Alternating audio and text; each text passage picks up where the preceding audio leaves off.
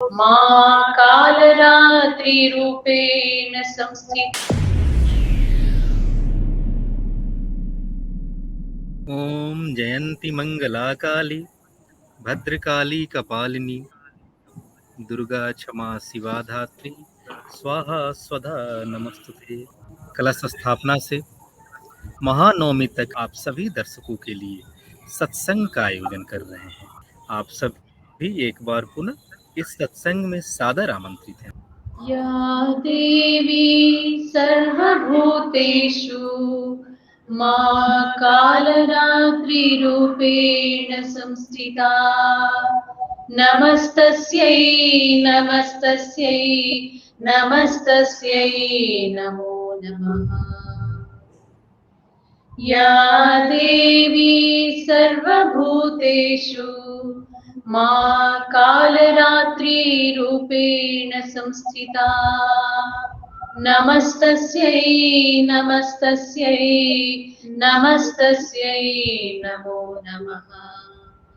या देवी सर्वभूतेषु मां कालरात्रिरूपेण संस्थिता।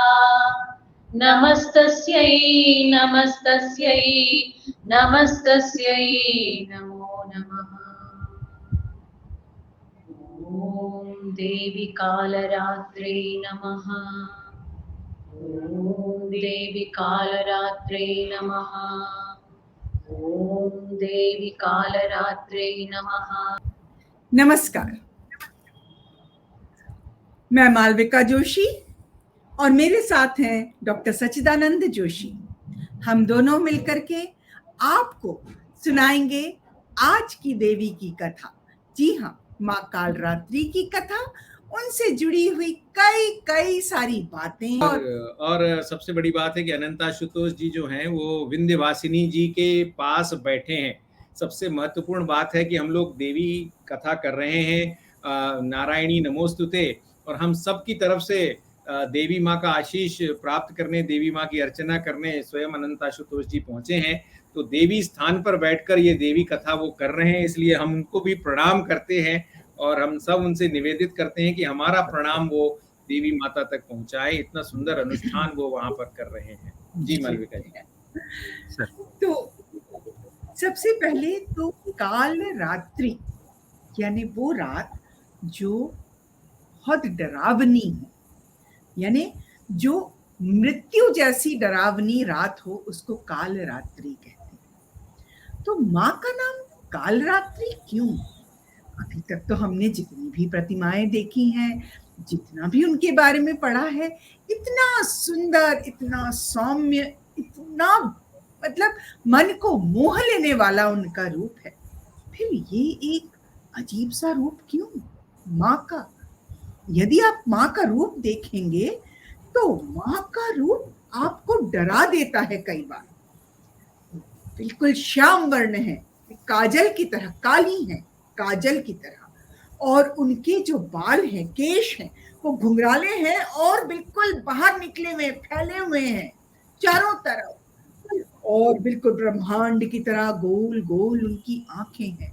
उनके गले में बिजलियों की माला है।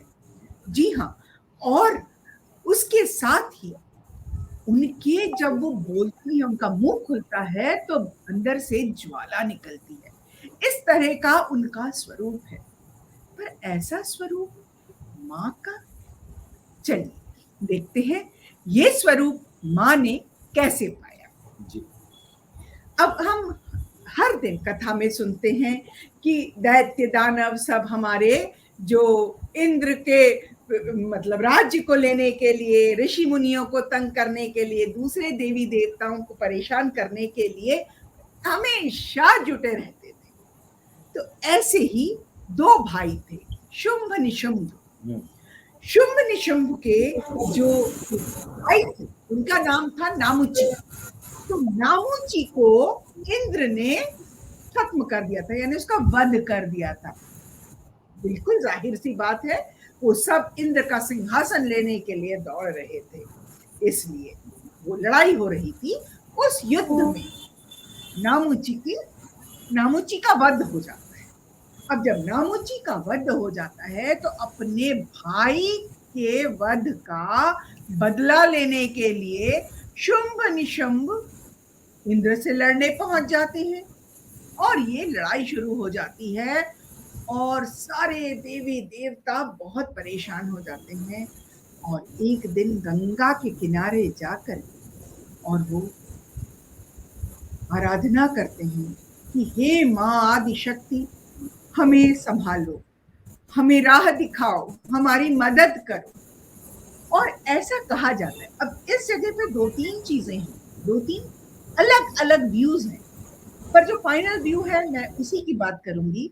ऐसा कहते हैं कि वहां गंगा नदी में जो माँ पार्वती वो स्नान कर रही थी और माँ पार्वती जब स्नान कर रही थी और ये लोग सब हाथ जोड़ के पूछ रहे थे, तो माँ पार्वती ने पूछा, ये आप किसको याद कर रहे हैं? तो उन्होंने कहा, माँ आदि शक्ति को बोल रहे हैं। तो माँ आदि शक्ति यानी स्वयं पार्वती। तो माँ पार्वती ने कहा, अवश्य आपकी मनोकामना पूरी होगी। और देवी के अंदर से एक और प्रतिरूप निकल के बाहर आया और उसका नाम हुआ कौशिकी। अब कौशिकी को आदिशक्ति मां ने आदेश दिया कि वो जाकर के शुंभ निशुंभ का वध करे, उनका खात्मा करे और सबको सुखी करे। तो अब मां कौशिकी जो हैं वो वहां से चली लड़ने। उन्होंने एक एक एक करके सबको खत्म कर दिया। मतलब चंड मुंड, उनके साथ सुग्रीव, धूर्लोचन, इनके साथ सबके साथ युद्ध होने लगा। इन सबको तो उन्होंने खत्म किया, पर हुआ क्या, मतलब उनके साथ देखिए चंडमुंड को वो नहीं मार पाई, चंडमुंड के पीछे वो पड़ी थी, पर बहुत बहुत सारे लोग थे। शुंभ निशुंभ को मारा, शुंभ निशुंभ को उनने मारा, पर जो चंडमुंड और रक्त बीज, जैसे कि कल की कथा में मैंने सुनाया था, उस कथा से पहले की कथा है ये, जो कौशिकी देवी कल की कथा। आपने कहा भी था कि मैं रक्त बीज के बारे में हाँ, बाद में बताऊंगी। तो ये लड़ रही थी और शुंभ निशुंभ का वध किया और चंड मुंड और रक्त बीज, इनके ऊपर कंट्रोल करना, इनको दबाना या मारना, ये कौशिकी देवी से नहीं हो पा रहा था। तो कौशिकी देवी ने अपने मस्तक से एक और देवी को जन्म दिया, जो कि बिल्कुल स्याह रंग की थी। उनके नेत्र गोल थे, एकदम डब डब डब डब कर रहे थे, बाल ऐसे जटा के समान थे, उनके गले में मुंडमाल थी, हाथ में खड़ग था। वो माँ काली थी। और फिर माँ काली ने आकर के चंड मुंड को खत्म किया और चंड मुंड के दोनों हाथ में मुंड लिए और इसीलिए वो कहलाई चामुंडा। तो चामुंडा देवी यानी वो देवी जिसने चंड मुंड का खात्मा किया। और अब रक्त बीज, तो माँ कौशिकी रक्त बीज को मारने के लिए जैसे ही एक घाव करती, उनकी रक्त की जो बूंदें नीचे गिरती और सैकड़ों रक्त बीज वहां पर पैदा हो जाते, क्योंकि रक्त बीज को ब्रह्मा से ये आशीर्वाद मिला हुआ था। अब क्या करें? तो क्या हुआ, माँ कौशिकी ने उसको धाड़ से उसके गले पे मारा और माँ काली ने उस रक्त को अपने अंदर ले लिया। एक बूंद रक्त भी जमीन पर नहीं गिरा और इस तरह से खत्म हुआ हमारा रक्त बीज। तो ये कथा जो थी, इसके बीच में और भी बहुत सारे थे, मतलब जैसे मैंने कहा कि शुंभ निशुंभ के साथ रूरू भी एक थे और इन सब के नाम मैंने भी आपके सामने लिए। तो इस तरह से ये खत्म हुआ और जो हमारी आज की काल रात्रि है, उनका जन्म इस तरह से हुआ। तो अब जो माँ कालरात्रि की यदि हम बात करते हैं तो माँ कालरात्रि से डरना नहीं चाहिए। माँ कालरात्रि से आपको अपने मन की बात कहनी चाहिए, क्योंकि ये आपको निर्भय बनाती हैं, ये आपको हर उस परेशानी से बचाती हैं जिससे कोई और नहीं बचा सकता। और ये विराजित होती हैं आपके सह्याद्र चक्र में। वहां पर जब आप इनके जप करते हैं, जब आप इनके लिए तप करते हैं, जब इनके बारे में आप ध्यान करते हैं, तो आपका सह्याद्र चक्र एकदम जागृत हो जाता है। और इनको गुड़ बहुत पसंद है, इनको हम गुड़ का भोग लगाते हैं। अब ये जो माँ है, इन माँ के बहुत सारे नाम हैं जो मुझे बहुत अच्छे लगते हैं। सर्वेश्वरी, अभयकरी, शुभ्रा, शुभंकरी, महाकाली। और आपको मालूम है ये सवारी किस पे करती हैं? गधे पर। जी हाँ, इनके एक हाथ में यानी जो दायां हाथ है उसमें एक वर मुद्रा है और अभय मुद्रा है, यानी मत डरो किसी से, मैं आशीर्वाद दे रही हूं, किसी से डरने की जरूरत नहीं है। और जो इनका बायां हाथ है उसमें है वज्र और खड़ग मारने के लिए। तो ये जो है, अब मैं आपको इसकी एक दूसरी कथा सुनाती हूं जो कि आपको और मजा आएगा। ये कालरात्रि क्यों हुई, इसके पीछे जो दूसरी कथा है उसको सुनिए। शंकर जी और पार्वती जी बैठे हुए थे और शंकर जी ने पार्वती जी से कहा कि तुम तो काली हो। अच्छा, हाँ, और फिर क्या हुआ ये मैं कल सुनाऊंगी। अरे हाँ, आज नहीं सुनाऊंगी, ये कल सुनाऊंगी। तो कल इस कथा को सुनने के लिए मेरे साथ जुड़े रहिए। बहुत ही मजेदार कहानी है। और आज का जो रंग है वो है नीला, और नीला रंग यानी जोश, उमंग और संबंधों को सुधारने वाला रंग। तो चलिए हम आगे बढ़ते हैं। जोशी जी, आज अब आपकी बारी। ये जो चामुंडा की कथा मालविका जी ने, ये बड़ी इसलिए आपको मन में आश्वस्ति देती है क्योंकि चामुंडा के बारे में, काली माँ के बारे में जो अक्सर जो बात कही जाती है, लोग भय भी करते हैं। और लेकिन आप समझिए कि जब चामुंडा जी की स्तुति करते हैं, माँ चामुंडा जी की स्तुति करते हैं, पाठ करते हैं, तो आपके अंदर एक निश्चित तौर पर अद्भुत साहस भरता है। ये साहस के लिए बहुत महत्वपूर्ण देवी है, इसको मानना चाहिए। और आप चामुंडा देवी के मंदिरों के बारे में तो जब बताएंगी तो बताएंगी ही। उसके पहले मैं आपको एक शास्त्र, हमारा जो भारतीय शास्त्र परंपरा का एक महत्वपूर्ण शास्त्र, एक महत्वपूर्ण ग्रंथ है, उसके बारे में मैं बता देना चाहता हूँ। मैं आपके साथ साझा कर रहा हूँ विष्णु धर्मोत्तर पुराण के बारे में। अब विष्णु धर्मोत्तर पुराण, कल हमने एक पुराण की बात की थी, तो हमारे यहाँ 18 पुराणों में से एक पुराण था कल जिसकी बात की थी। ये दरअसल विष्णु धर्मोत्तर पुराण उप पुराण के श्रेणी में आता है। और ये एक हमारे वैष्णव कल्ट का, वैष्णव संप्रदाय का एक महत्वपूर्ण ग्रंथ है। और जैसे महापुराण बहुत सारी चीज़ों को अपने अंदर समाहित करते हैं, बहुत सारे विषयों को समाहित करते हैं, विष्णु धर्मोत्तर पुराण इसलिए महत्वपूर्ण है कि संभवतः शायद ये अपने आप में एक ऐसा अकेला ग्रंथ है जिसमें अधिकांश विषयों का समावेश है। और ये जो अधिकांश विषय हैं वो सारे विषय इसलिए जरूरी है कि वो सब हमसे जुड़े हुए हैं, यानी कला, रचनात्मकता, आर्किटेक्चर, वास्तुकला, ये सारे के सारे, इसके साथ जियोग्राफी, एस्ट्रोनॉमी, एस्ट्रोलॉजी, कौन सी चीज है जो विष्णु धर्मोत्तर पुराण में आपको नहीं मिलती। और इसीलिए ये जो है, ये बृहद धर्म पुराण में कहा गया है कि विष्णु धर्म पुराण जैसा कोई दूसरा उप पुराण ग्रंथ नहीं है। और इसकी जो सबसे बड़ी विशेषता है कि ये जो है, ये 3 कांडों में, 3 अलग अलग भागों में विभाजित है। और पहले कांड में इसमें 269 अध्याय हैं, और दूसरे कांड में 183 अध्याय हैं, और तीसरे कांड में 118 अध्याय हैं। और ये सबसे बड़ी बात ये है कि ये जो है, ये इतने 35 से 43 जो कांड हैं, ये इस किताब में प्राप्त होते हैं, जो अपने आप में एक बहुत ही महत्वपूर्ण चीज है।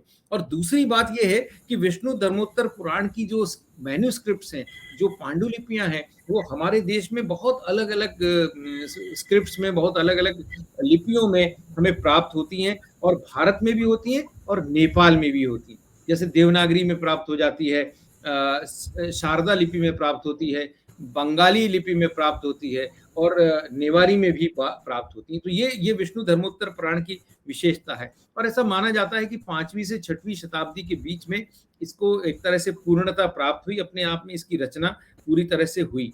एक और महत्वपूर्ण बात यह है कि ये कला की दृष्टि से, जैसे इसमें एक बहुत चित्र सूत्र नाम का जो अध्याय है उसमें कला की दृष्टि से बात कही गई है, रचनात्मकता की दृष्टि से बात की गई है।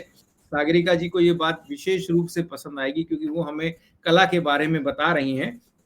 कलानाम प्रवरम चित्रम धर्मार्थ काम मोक्षदम मांगल्यम प्रथम दोतक गृहे यत प्रतिष्ठितम। ये चित्र सूत्र का श्लोक है जो बहुत महत्वपूर्ण श्लोक है, जो कहता है कि कलाओं में, यानी सारी कलाओं में चित्रकला जो है वो सबसे महत्वपूर्ण मानी जाती है, क्योंकि इसमें धर्म, अर्थ, काम, मोक्ष सभी बातों का समावेश होता है और सभी बातें एक तरह से प्रदर्शित की जाती हैं। ये भी कहा गया है कि जिस घर में चित्रकला का वास होता है, जिस घर में चित्रकला कहीं ना कहीं फलीभूत होती है, प्रदर्शित होती है, चित्रकला के बारे में रुचि जागृत होती है, उस घर में सब मंगल ही मंगल है। तो ये कितनी बड़ी बात चित्रकला के बारे में कही है। और संयोग से सागरिका जी हमें रोज एक नई नई शैली में, बड़ी सुंदर सी शैली में चित्रकला का दर्शन कराती हैं।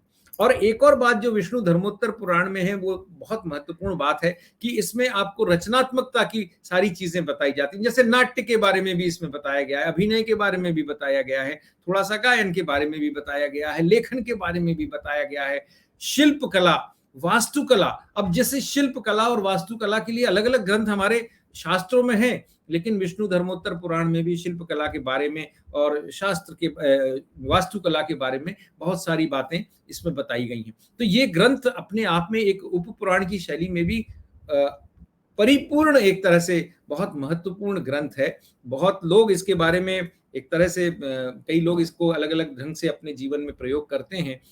मुझे लगा कि पुराणों की कल बात हुई थी, तो आज आपके साथ एक उप पुराण की भी चर्चा करें तो शायद अच्छा होगा। क्योंकि हम देवी की आराधना कर रहे हैं, देवी की महिमा कर रहे हैं, तो हमारी जो रचनात्मकता है, बुद्धिमत्ता है, मेधा है, प्रतिभा है, इन सारी चीजों को जो आराध्य देवी हम सबको प्रदर्शित करने के लिए प्रेरित करती है, दरअसल वो देवी माँ ही है।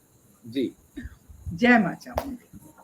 तो अब जैसे मैंने आपको बताया कि चंड मुंड और रक्त बीज को मारने के बाद जो महाकाली जो रूप था, माँ का रूप, उसमें वो क्या कर रही, रक्त पी रही थी।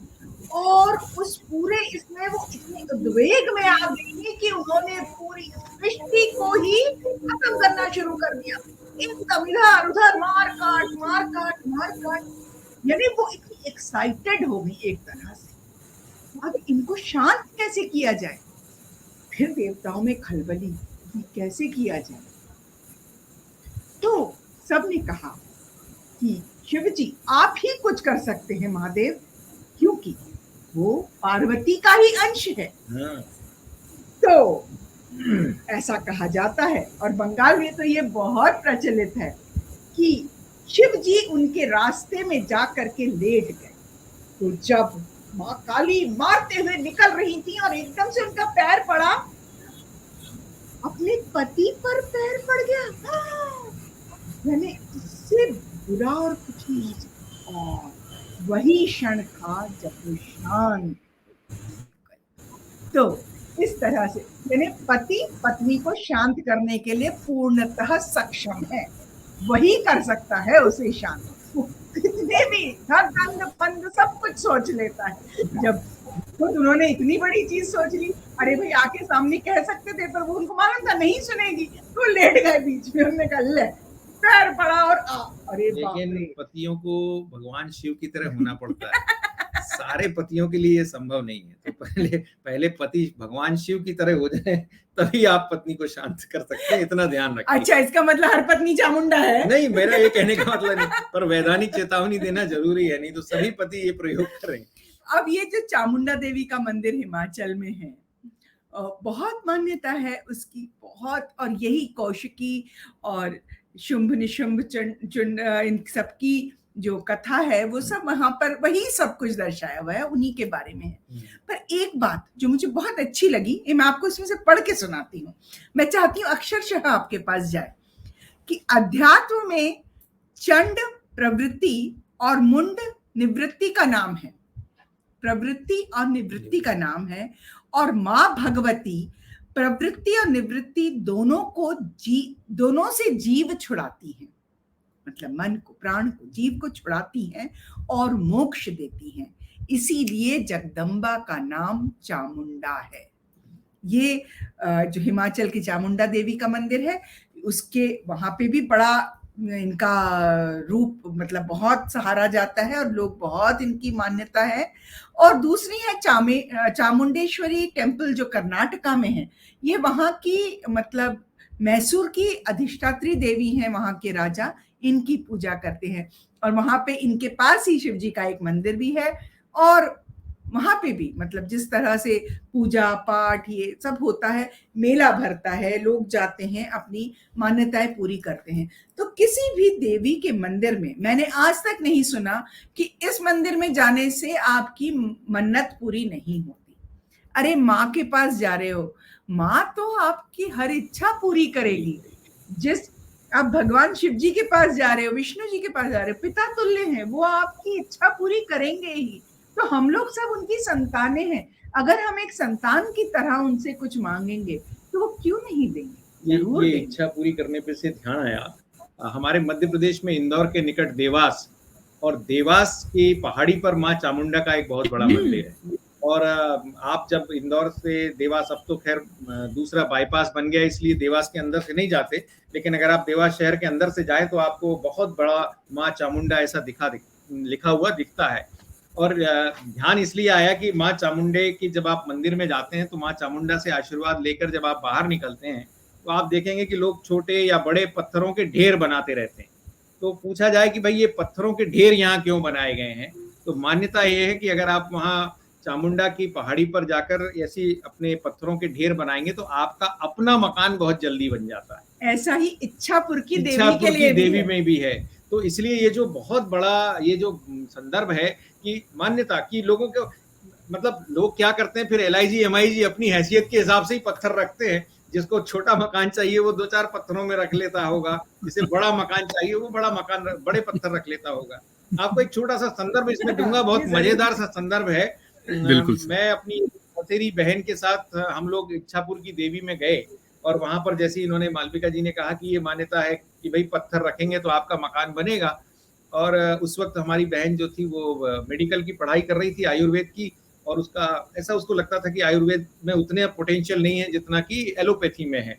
तो थोड़ा सा ऐसा एक भाव था उसके मन में। ये बात कई वर्ष पहले की है। तो हम लोगों ने सबने कहा कि चलो अपन अपने अपने मंदिर बनाए। हमारे पास भी तब शायद अपना मकान उतना बड़ा नहीं था, तो हमने भी एक छोटा सा LIG MIG टाइप का एक मकान वहां पर बना लिया। हाँ, उस वक्त हमारा घर नहीं था इसलिए मैं बताया। तो हमने भी एक मकान वहां पर बना लिया। उसको कहा कि तुम भी बना लो, तो उसने क्या किया, उसने सोचा पत्थर का ही बनाना है तो उसमें कंजूसी क्यों करें, तो उसने बहुत बड़ा एक फार्म हाउस जैसा बना दिया। तो हमने हंसी मजाक में कहा कि तुमने तो ये बहुत बड़ा फार्म हाउस जैसा बना लिया। वो बोली यहाँ तो पत्थर ही लगाना है, अपना कौन सा होने वाला है, फार्म हाउस कौन सा होने वाला है। मैं आपको सिर्फ बता रहा हूँ कि उसके 3 वर्ष बाद हमारी उस बहन का उससे भी बड़ा अपना फार्म हाउस बना। शादी हुई और इतने बड़े परिवार में हुई और बहुत बड़ा उसका मतलब लिटरली फार्म हाउस जैसा ही।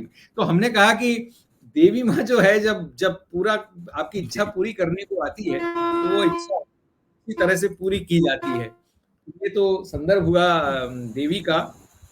कुछ रोचक मंदिरों की बात आपके साथ में रोज करने की कोशिश करता हूँ। तो रोचक मंदिरों में कल अगर आपको याद हो तो कल 11 अक्टूबर थी। तो 11 अक्टूबर को बहुत सारे महत्वपूर्ण व्यक्तियों का जन्मदिन होता है। उसमें से एक महत्वपूर्ण व्यक्ति हैं जिनका नाम है श्री अमिताभ बच्चन। और श्री अमिताभ बच्चन का जन्मदिन होता है, पूरा देश मनाता है, उनको शुभकामनाएं भी देता है। तो कल मैं कहीं पढ़ रहा था, मुझे ध्यान आया कि कलकत्ता में सन 2001 में अमिताभ बच्चन जी का भी एक मंदिर बन गया।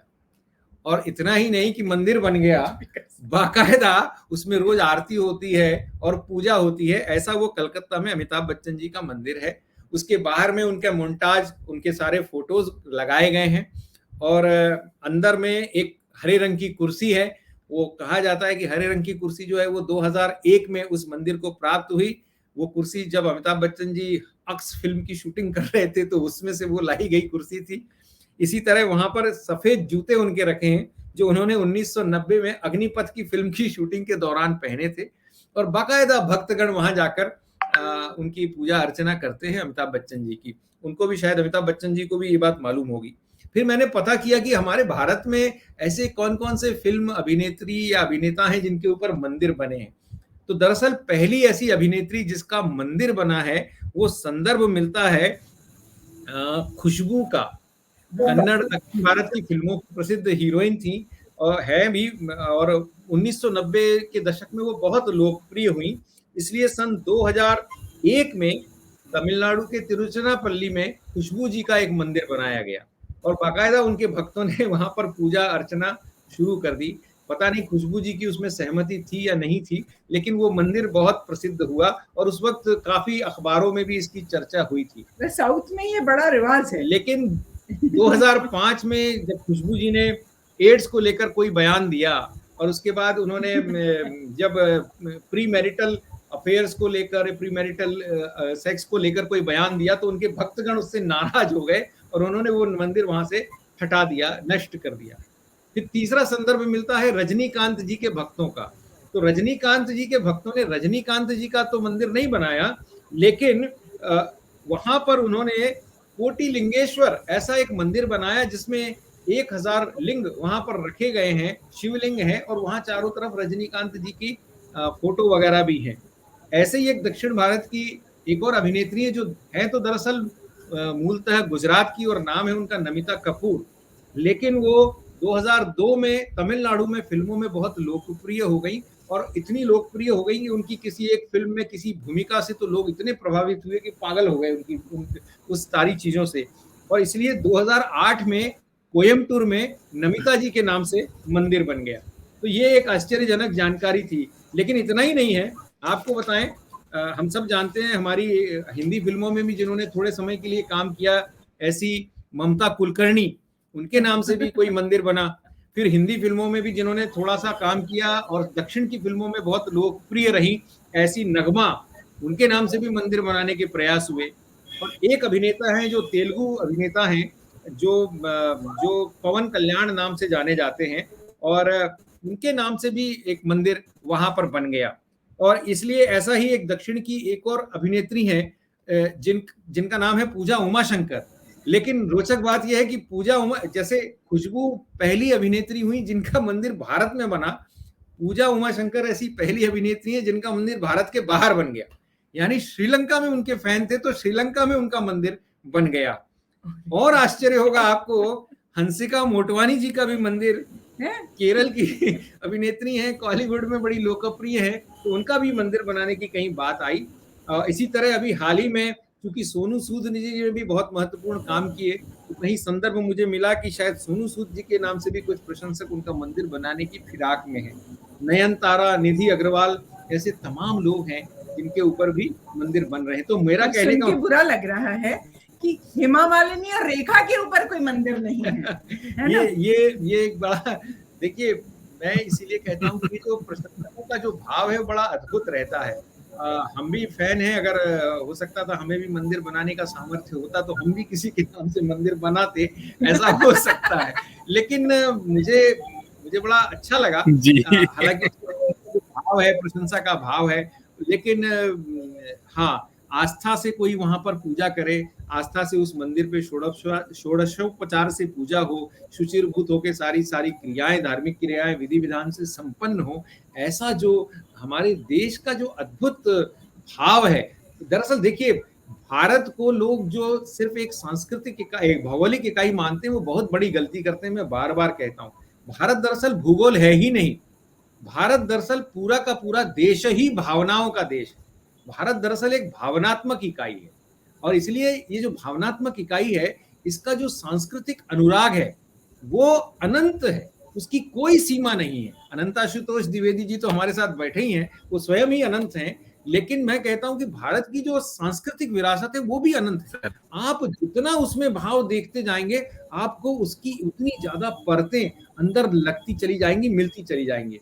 इसलिए जब हम बच्चों को, अपने बच्चों को भारत का नक्शा बताते हैं तो उनको सिर्फ हम भूगोल समझाते हैं। मेरा बहुत आग्रह आप सभी से है कि जब आप भारत के बारे में बताएं तो सिर्फ भारत का भूगोल मत बताएं। भारत की जो संस्कृति है, भारत की जो परंपरा है, भारत की जो विरासत है, अगर आपने उन सब के बारे में, भारत के बारे में नहीं बताया तो ये भारत अधूरा है। इतना भर मैं कहना चाहता हूं।